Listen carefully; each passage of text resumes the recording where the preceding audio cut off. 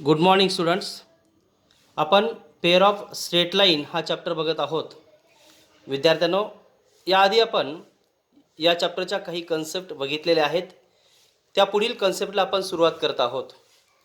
विद्यार्थ्यांनो, याआधी आपण पेअर ऑफ स्ट्रेट लाईनचे इक्वेशन आपण यामध्ये बघितलेलं आहे की जे equation ax² plus 2hxy plus by² equals to 0 हे अशा टाईपमध्ये होतं. हे जे इक्वेशन जे आहे पेअर ऑफ स्ट्रेट लाईनचं इक्वेशन आहे if line passing through the origin. ज्या लाईन ह्या ओरिजिनमधून पास होतात त्यांचं कंबाईन इक्वेशन, त्यांचं जॉईंट इक्वेशन म्हणजेच पेअर ऑफ लाईनचं equation ax² plus 2hxy plus by² equals to 0 अशा टाईपमध्ये असते. पण विद्यार्थी यामध्ये जर त्या लाईन ह्या ओरिजिनमधून पास होत असतील तर त्या लाईनची इक्वेशन कशी असतात, तर त्या लाईनची equation y is equals to m1x and y is equals to m2x where m1 and m2 are the slope of these two lines. Equation जर ही अशा टाईपमध्ये दिलेली असतील तर त्या लाईन्स ज्या आहेत ह्या ओरिजिनमधून पास होतात आणि त्या लाईन जर ओरिजिनमधून पास होत असतील तर त्यांचं कंबाईन इक्वेशन आहे ax² plus 2hxy plus by² equals to 0 हे अशा टाईपमध्ये असतं आहे. मग हे झालं कंबाईन इक्वेशन. यावरनं आपल्याला ही फॉर्म्युली पण त्यामध्ये आपण बघितली होती m1 plus m2 is equals to minus 2h upon b आणि सेकंड फॉर्म्युला यामध्ये आपण बघितला होता m1 m2 is equals to a upon b. जर कंबाईन इक्वेशन तुम्हाला त्यामध्ये दिलं असेल तर त्या दोन लाईनच्या स्लोपची समेशनसाठी फॉर्म्युला होता मायनस 2h अपॉन b आणि दोन लाईनच्या स्लोपच्या प्रोडक्टसाठी फॉर्म्युला होता म्हणजेच m1 m2 is equals to a by b असा फॉर्म्युला आपण यामध्ये बघितला होता. त्यानंतर जर त्या दोन लाईन ज्या आहे ह्या इंटरसेक्ट होत असतील तर त्यासाठी फॉर्म्युला त्यामध्ये त्या दोन लाईनमधला अँगल फाइंड करण्यासाठीचा फॉर्म्युला आपण यामध्ये सांगितला होता means acute angle between the line. Acute angle between the line त्यामधला ॲक्यूट अँगल हा जर थीटा असेल तर ॲक्यूट अँगल बिटवीन द लाईनसाठी फॉर्म्युला होता tan of theta is equals to मॉडमध्ये 2 मायनस ए बी अपॉनमध्ये ए प्लस बी. हा फॉर्म्युला आपण यामध्ये बघितला होता if A plus B is not equals to 0. Denominator यामध्ये 0 नसावा ही अशी कन्सेप्ट आपण यामध्ये सांगितली होती. हा जो फॉर्म्युला आहे त्या दोन लाईनमधला ॲक्यूट अँगल फाइंड करण्यासाठीचा फॉर्म्युला आहे आणि यामध्ये दोन कंडिशन्स आपण यामध्ये सांगितल्या होत्या. If lines are perpendicular, if lines are perpendicular, जर त्या लाईन ह्या परपेंडिक्युलर असतील तर कंडिशन होती a plus b equals to 0. A काय आहे तर ए आहे x² चा कोएफिशियंट आहे आणि बी जो आहे तो y² चा कोएफिशियंट आहे. म्हणजेच coefficient of x² plus coefficient of y² is equals to 0 ही कंडिशन जर सॅटिस्फाय होत असेल तर these two lines are perpendicular. आणि जर त्या लाईन ह्या पॅरलल असतील किंवा कोइन्सिडंट, त्या लाईन जर कोइन्सिडंट जर असतील तर कंडिशन जी आहे h² minus A b is equals to 0. त्या लाईन जर कोइन्सिडंट असतील कोइन्सिडंट तर h² minus A b is equals to 0 हा फॉर्म्युला विद्यार्थ्यांनो आपण यामध्ये बघितला होता. त्यानंतर पुढची कन्सेप्ट आपण यामध्ये सांगितली होती जर दिलेल्या दोन लाईन ज्या आहेत y is equals to m1x plus c हे असं एक इक्वेशन तुम्हाला दिलं असेल आणि सेकंड इक्वेशन दिलं असेल y is equals to m2x plus c ह्या अशा टाईपमध्ये तुम्हाला इक्वेशन दिली असतील. अशा टाईपमध्ये म्हणजेच ही लाईनची इक्वेशन आहे, सिम्पल लाईनची इक्वेशन आहे. Means these two line does not passing through the origin. ह्या लाईन ज्या आहेत ह्या ओरिजिनमधून पास होत नाही आहे आणि ह्या जर लाईन ओरिजिनमधून पास होत नसतील तर त्यांचं कंबाईन इक्वेशन कसं असतं ते आपण यामध्ये सांगितलं होतं. कंबाईन इक्वेशन जे आहे ax² plus 2hxy plus by² plus 2gx plus 2fy plus c is equals to 0 ह्या अशा टाईपमध्ये कंबाईन इक्वेशन यामध्ये तुम्हाला मिळते. ही कन्सेप्ट आपण यामध्ये बघितली होती. आणि मग ही जे इक्वेशन जे आहे this is a general equation of second degree in X and Y. हे जे इक्वेशन जे आहे हे कोणतं आहे तर general equation of second degree in X and Y.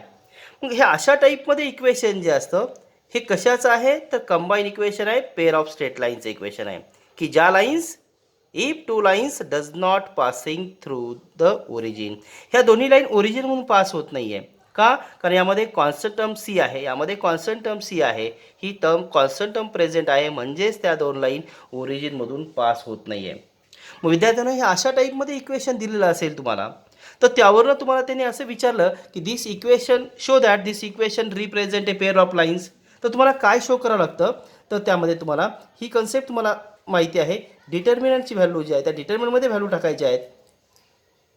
त्याचा डिटर्मिनंट लिहायचा आहे. इथं तुम्हाला व्हॅल्यू माहिती आहे, all helping girls AHG having beautiful face going for college is equals to 0.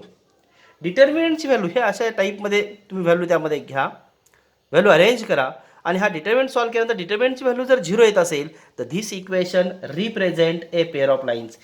हाच जर डिटर्मिनंट आपण यामध्ये सॉल्व केला तर तेच तुम्हाला असं लिहिता येईल, that is ABC plus 2FGH minus हा स्टार्टिंगचा ए घ्या AF², त्यानंतर हा बी घ्या, हा जी घ्या जीचा स्क्वेअर घ्या BG² मायनस त्यानंतर हा सी घ्या आणि इथला एच घ्या सी आणि हा एचचा स्क्वेअर इज इक्वल्स टू 0. ह्या अशा टाईपमध्ये एकतर अशा डिटर्मिनंटमध्ये व्हॅल्यू टाका किंवा हा फॉर्म्युला असा लर्न ठेवा, कारण याला सॉल्व केल्यानंतर तुम्हाला हीच टर्म तुम्हाला त्यामध्ये मिळणार आहे आणि यामध्ये व्हॅल्यू टाकून ते इक्वेशन जे आहे ते पेअर ऑफ स्ट्रेट लाईनचं आहे की नाही हे तुम्हाला त्यामध्ये इंडिकेट करता येईल. तर विद्यार्थ्यांनो, ह्या कन्सेप्ट ज्या आहेत या आपण यामध्ये बघितल्या त्या, यावरची काही न्यूमेरिकलसुद्धा आपण बघितली होती. त्यानंतर पुढच्या न्यूमेरिकलकडे आपण जाणार आहोत. यामधील क्वेश्चन आपण बघत आहोत. Find K if the following equation shows pair of lines. हे जे इक्वेशन जे दिलं आहे हे पेअर ऑफ लाईन्स इंडिकेट करत आहे, तर त्यावरनं केची व्हॅल्यू फाइंड करायची आहे.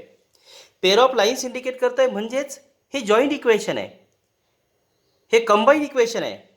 3x² plus 10xy plus 3y² plus 16y plus k equals 0 is equals to 0. विद्यार्थ्यांनो, सुरुवातीला काय करा, compare this equation, compare with, याची कंपॅरिझन करा. कशाबरोबर? Compare with ax² plus 2hxy plus by² plus 2gx plus 2fy plus c is equals to 0. या equation बरोबर comparison करा. या इक्वेशन बरोबर कंपॅरिझन केल्यानंतर तुम्हाला त्यावरनं ए ची व्हॅल्यू तुम्हाला मिळेल. बघा, x²चा इथं x² टर्म आहे, ए ची कंपॅरिझन केल्यानंतर ए ची व्हॅल्यू 3 आहे बघा. त्यानंतर 2hxy इथं xy ची टर्म आहे, म्हणजेच 2h ची व्हॅल्यू तुम्हाला मिळते. 2h ची व्हॅल्यू आहे 10. जर 2h ची व्हॅल्यू 10 आहे तर h ची व्हॅल्यू तुम्हाला मिळेल 10/2 म्हणजेच 5. Then b is equals to by², इथं आहे 3y² म्हणजे b ची व्हॅल्यू आहे 3. त्यानंतर 2gx, x ची टर्म यामध्ये नाही विद्यार्थ्यांनो, म्हणजे 2g ची व्हॅल्यू येणार आहे 0, म्हणजेच एका g ची व्हॅल्यू येणार आहे त्यावरनं 0. देन 2f, y चा कोएफिशियंट आहे 2f, here coefficient of y 16, 2f is equals to 16 and therefore f is equals to 8. and last one, value of c ची व्हॅल्यू जी आहे ती k आहे. आपण यामध्ये जी कॉन्स्टंट आहेत त्याच्या व्हॅल्यू यामध्ये काढून घेतल्या आहेत. आणि विद्यार्थ्यांना या क्वेश्चनमध्ये आपल्याला असं म्हणलं त्यांनी की के ची व्हॅल्यू फाइंड का, given equation shows A pair of lines.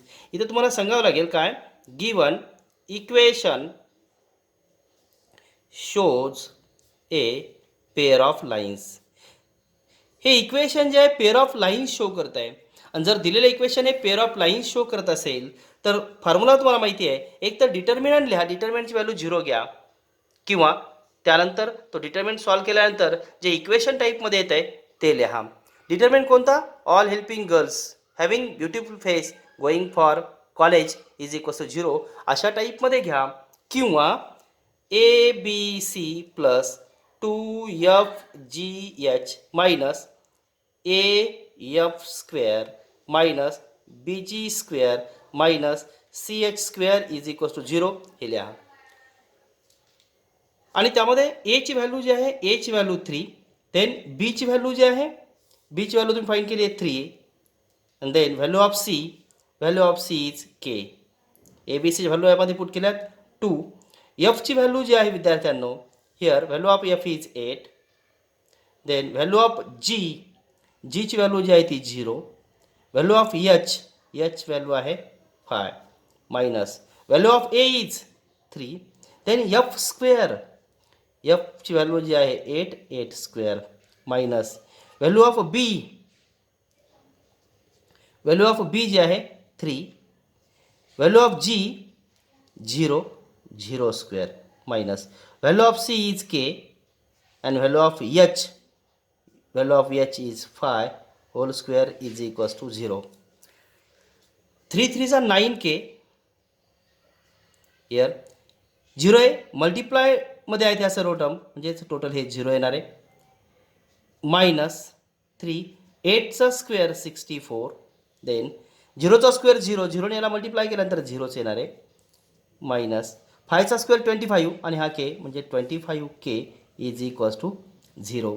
Then 9k minus 64 into 3 ही टर्म तुम्हाला यामध्ये 64ला जे आहे 3ला मल्टिप्लाय करायचं आहे म्हणजेच येईल minus 192 minus 25k is equals to 0. हे अशा टाईपमध्ये टर्म येते. Is equals to as it is घेतलं आहे मायनस 192 आहे या साईडला गेले ते काय होतील प्लस 192 यामध्ये होतील. त्यानंतर 9k मायनस 25k म्हणजे इथे राहतील मायनस 16k. यावरनं केची व्हॅल्यू तुम्हाला फाईंड करायची. K is equals to 192 as it is minus 16 मल्टिप्लायमध्ये दुसऱ्या साईडला जाऊ द्या ते डिव्हाइडमध्ये जातील म्हणजेच मायनस 16 डिवाइड करायचं आहे आणि मायनस 16 डिवाइड केल्यानंतर केची व्हॅल्यू विद्यार्थ्यांना तुम्हाला मिळते मायनस 12. तर यामध्ये क्वेश्चन होता फाईंड द व्हॅल्यू ऑफ के. आपण के यामध्ये फाईंड केला आहे. देन